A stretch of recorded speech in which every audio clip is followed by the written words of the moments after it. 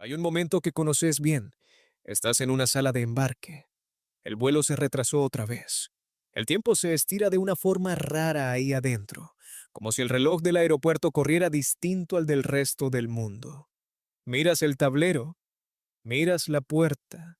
Sentís que ese lugar no es tu casa ni tu destino, solo un espacio suspendido entre los dos. Ahora imagina que ese espacio suspendido dura 18 años. Eso le pasó a un hombre real, en un aeropuerto real. Y la razón por la que nunca salió es mucho más extraña de lo que pensás. Su nombre era Mehran Karimi Nasseri. Nació en Irán en 1945. Años antes de llegar a Francia, ya arrastraba una identidad rota. Contó en distintos momentos y de distintas formas que lo habían expulsado de Irán por protestar contra el Shah.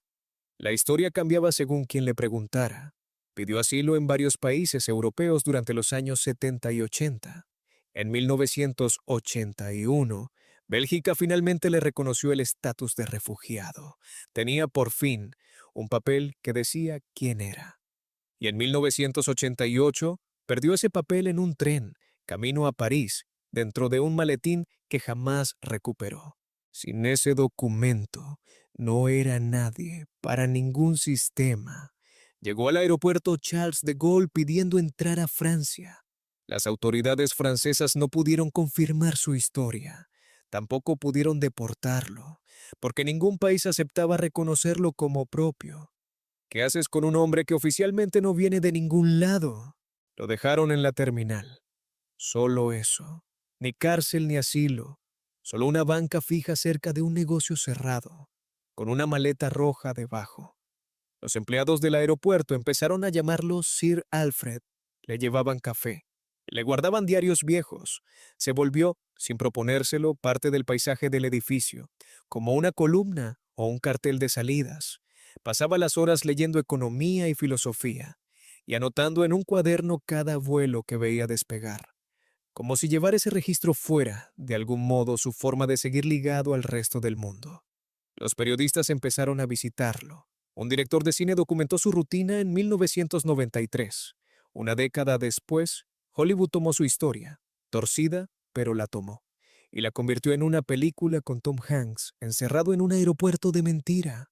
La vida real seguía sucediendo en la terminal de verdad, casi siempre sin cámaras. Acá está el giro que casi nadie cuenta. En 1999, Francia le ofreció papeles legales. Podía irse. Tenía la salida en la mano. No la usó. Se negó a firmar porque el documento no decía exactamente lo que él quería que dijera sobre su identidad. No era un detalle menor para él. Era el punto completo. Prefirió seguir sin nación antes que aceptar una versión de sí mismo que no reconocía como propia. Pénsalo un segundo. ¿Cuántas veces elegiste quedarte en un lugar incómodo antes que aceptar una versión de vos que no te representaba? El antropólogo francés Marc Augué estudió justamente estos espacios, aeropuertos, autopistas, salas de espera, y les puso un nombre. Los llamó no lugares, espacios que no tienen suficiente historia ni identidad como para que alguien los llame hogar. Según Auge, un no lugar es, por definición, un sitio de paso. Nadie se queda, nadie construye una vida ahí.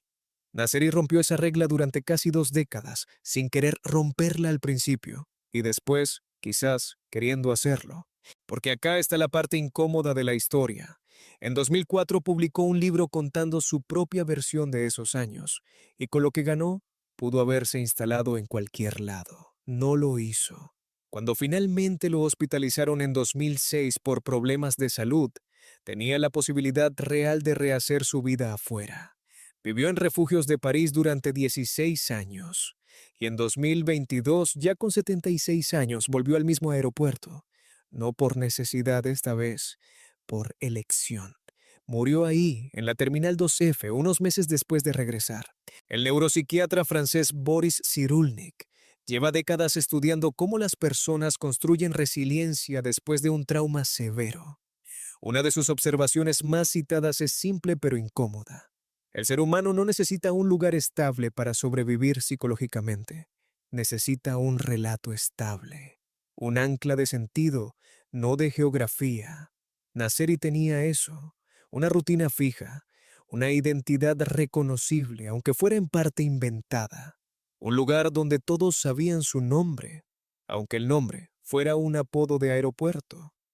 Y si el hogar nunca fue el edificio, sino la estructura invisible que armó adentro de él. Date cuenta de lo que esto significa fuera de la historia de Nasseri. Vos probablemente no vas a vivir 18 años en una terminal, pero pasás horas por día en tus propios no lugares.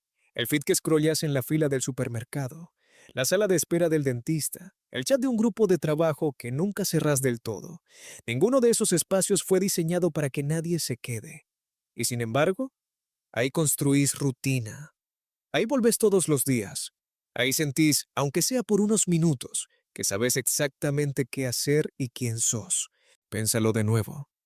¿Cuántas veces elegiste el scroll infinito de una app antes que enfrentar una conversación incómoda pero necesaria? ¿Cuántas veces el trabajo, la rutina de gimnasio o incluso una discusión repetida con la misma persona funcionaron como tu propia banca fija cerca de un negocio cerrado? Nasseri no era un caso extremo y aislado de la naturaleza humana. Era una versión ampliada, llevada al límite, de algo que la mayoría de las personas hacen en una escala mucho más pequeña y mucho más silenciosa. La diferencia entre vos y Nasseri no es tan grande como parece. Es de escala, no de naturaleza. Él encontró estabilidad en el lugar menos estable del mundo, porque el relato que armó ahí adentro era más sólido que cualquier país que se lo ofreciera con papeles de por medio.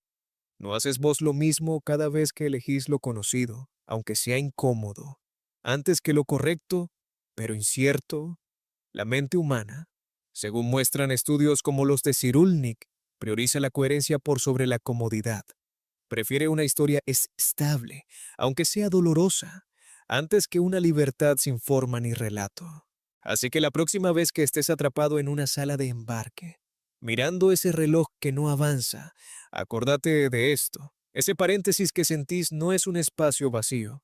Tampoco lo era para Nasseri, aunque durante años el mundo entero insistió en describirlo como una prisión.